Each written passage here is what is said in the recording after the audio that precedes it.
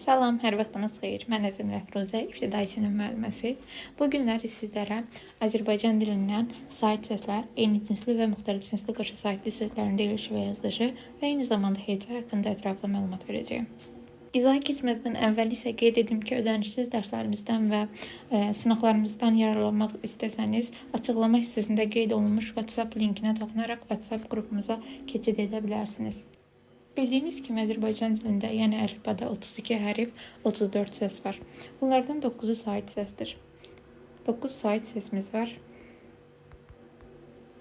Saitlər isə öz-özlüyündə bir neçə qrupa bölünür. Qalın, incə, dodaqlanan, dodaqlanmayan, açıq, qapalı olmaqla növlərə ayrılır. Saitləri açıq şəkildə qeyd edəcəyəm.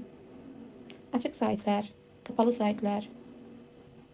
Açıq saitimiz I, I, U, Ü, hansı ki 4 variantlı şəkillərin tərkibində istifadə olunur əsasən. Məsələn, D, D, D, D və yaxud da ki ın, in, un, ün.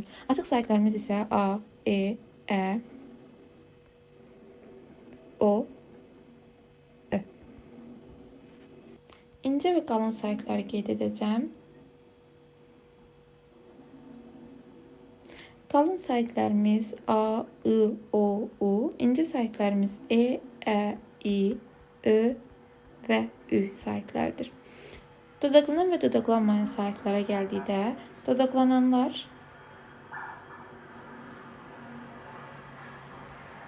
dodaqlanan saitləri deyərkən əsasən dodaqlar quruluşuna görə qarşıya gəlir.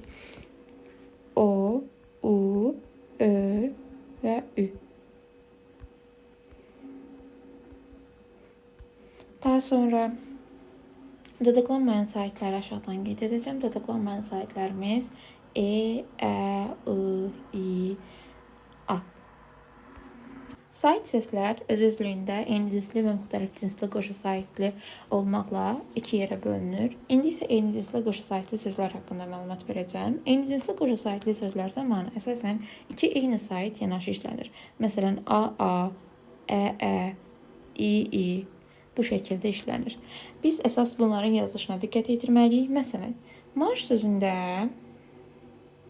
2 A-dan istifadə olunub gördüyünüz kimi. Marş sözünü tələffüz edərkən A-nın biri qalacaq, digəri isə uzun tələffüz olunacaq, düşəcək və uzun tələffüz olunacaq. Uzun tələffüz olunmanı 2 nöqtə şəklində ifadə edirik.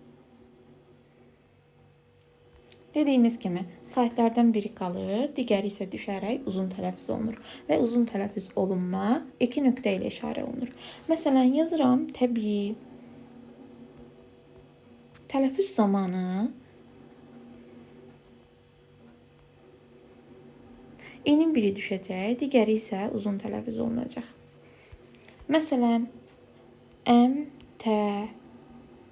Əmtə sözündə olan sonuncu saitlər, yəni 2 ə-dən biri düşür, digəri isə uzun tələffüz olunacaq.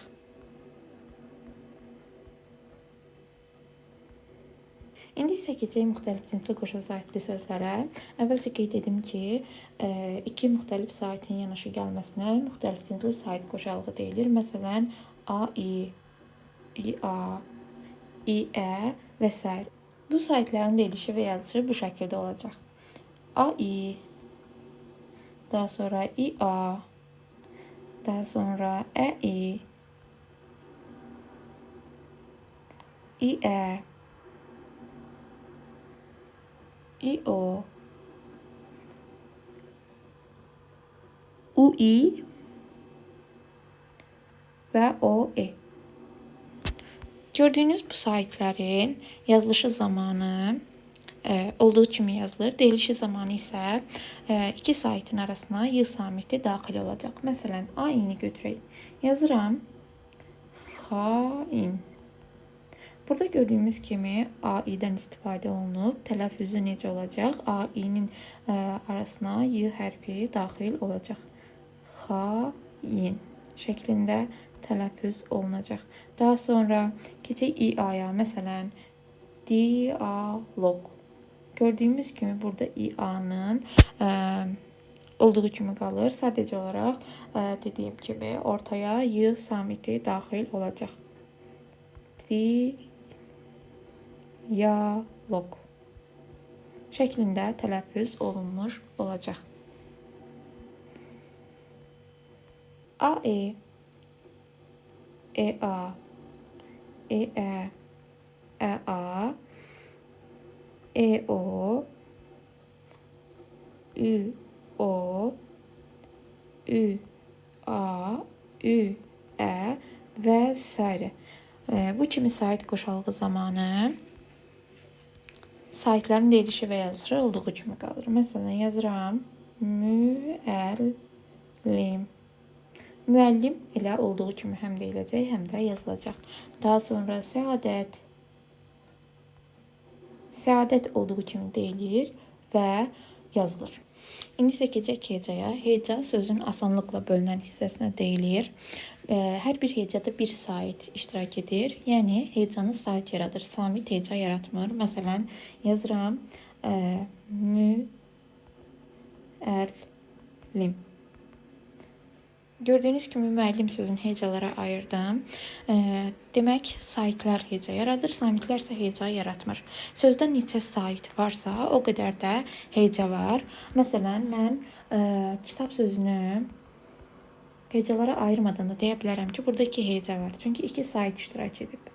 Hecalara ayırsam ki, tab şəklində ayıracağım və görəcəm ki, burada həqiqətən 2 heca iştirak edib. Hecalar öz özlüyündə bir neçə qrupa bölünür. Qapalı və açıq hecalar. Əgər heca saitlə bitirsə, məsələn, elə kitab sözündəki hecanı götürək, ki hecasın. Gördüyümüz kimi i saitlə bitir. Əgər saitlə bitirsə, bu heca açıq hecadır. Əgər yox, samitlə bitirsə hecamız, məsələn, tab hecasında gördüyümüz kimi bu ilə bitir heca, yəni samitlə bitir. Bu heca artıq qapalı heca adlanacaq. Daha sonra örtülü və örtüsüz olmaqla hecalar yenə 2 qrupa bölünür. Əgər hecamız samitlə başlayırsa, məsələn, kitab. Gördüyümüz kimi burada hecamız nə ilə başlayıb? Samitlə başlayıb, yəni k hərfi ilə və t hərfi ilə başlayıb. Deməli, bunlar örtülü heca adlanacaq. Yox, əgər hecamız saitlə başlasaydı, məsələn, a, i, lə. Gördüyümüz kimi burada hecamızda sait iştirak edib, yəni saitlə başlayıb. Buna örtüsüz heca deyiləcək.